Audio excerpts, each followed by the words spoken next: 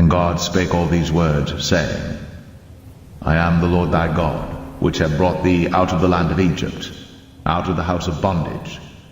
Thou shalt have no other gods before me. Thou shalt not make unto thee any graven image, or any likeness of anything that is in heaven above, or that is in the earth beneath, or that is in the water under the earth. Thou shalt not bow down thyself to them, nor serve them. Yusha alayhi salam lived until he was 127 years old, and the scholars say that was 27 years after the death of Musa alayhi salam. After the death of Yusha, Bani Israel was divided. After the death of Yusha, Bani Israel was humiliated. There was no prophets and messengers sent. And later on, when prophets were sent, prophets come from one family, leadership is from another family. It was only at the time of Yusha alayhi salam in which the prophecy and the leadership was in one character.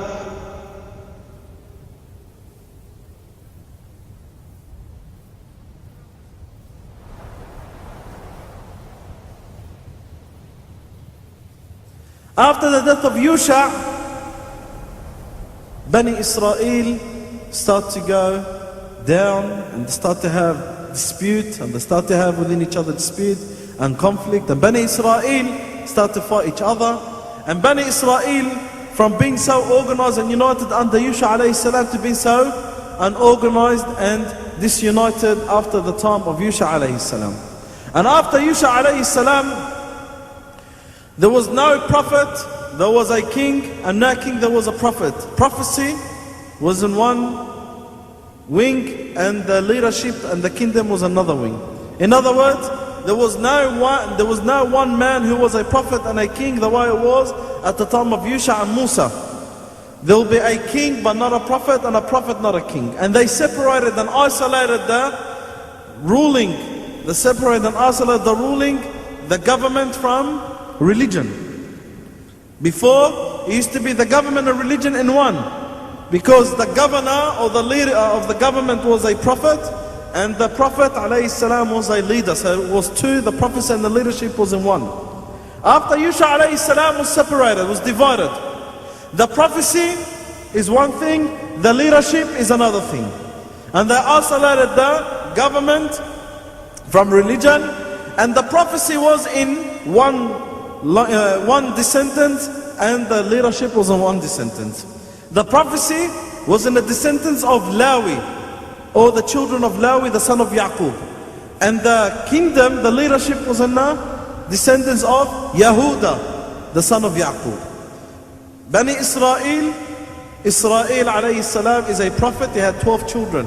Those 12 children are the 12 tribes of Bani Israel. And those 12 tribes are under the names of those 12 children. One of those 12 children, his name was Lawi. His descendants that's where the prophecy comes from. So most of the prophets that came later on, they are from the descendants of Lawi. Yahuda is another son of Bani Israel, another son of Israel, another son of Yaqub alayhi salam. And his descendants were all the leaders and the kings after Yusha alayhi salam. And as I mentioned, because Yusha alayhi salam, he was the leader and the prophet at once, he had everything under control. Once Yusha alayhi salam passed away, then Bani Israel were in complete disunity and disorder.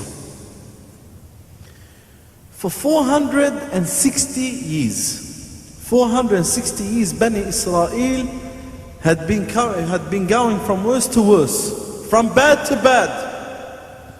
And Bani Israel at the time of Yusha alayhi salam, and especially after opening Jerusalem, they had the upper hand. And Allah Azza wa Jal had given them so much. And Allah subhanahu wa ta'ala will send prophets among them. That at one stage Bani Israel will have 3 prophets at once. The Prophet Mohammad sallallahu alayhi wa sallam, he said that Allah sent the prophets and messengers to Bani Israel. Every time a prophet passes away, another prophet will be sent. You could imagine how many prophets and messengers being sent to Bani Israel. Even to the stage, there will be more than 3 and 4 at once. And Bani Israel start to go from bad to bad, from evil to committing more evil doings.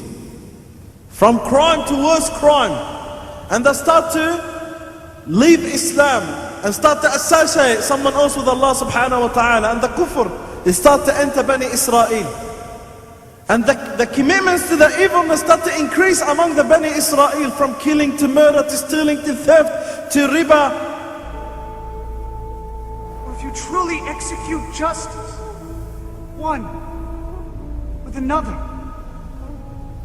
and if you do not oppress the alien, or shed innocent blood in this place, I will let you dwell in this place, in the land I gave of old to your fathers forever. You trust in deceptive words to no avail. Will you steal, murder, commit adultery, swear falsely, burn incense to Baal, and go after other gods that you have not known, and then come and stand before me in this house which is called by my name and say we are delivered, only to go on committing all these abominations? And just things became worse and worse, that they start to commit actions that no one before them did.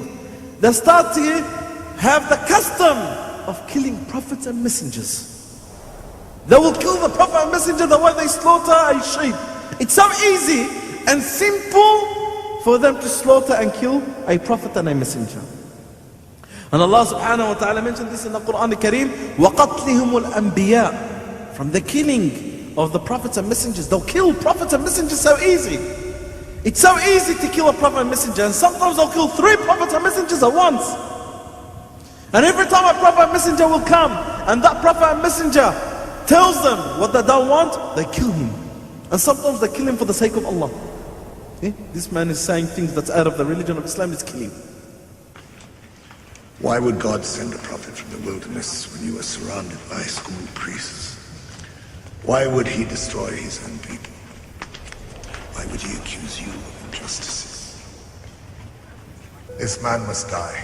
No! He is a prophet, my lord. He is a traitor, my lord. Traitors die. أفكلما جاءكم رسول بما لا تهوى أنفسكم استكبرتم ففريقا كذبتم وفريقا تقتلون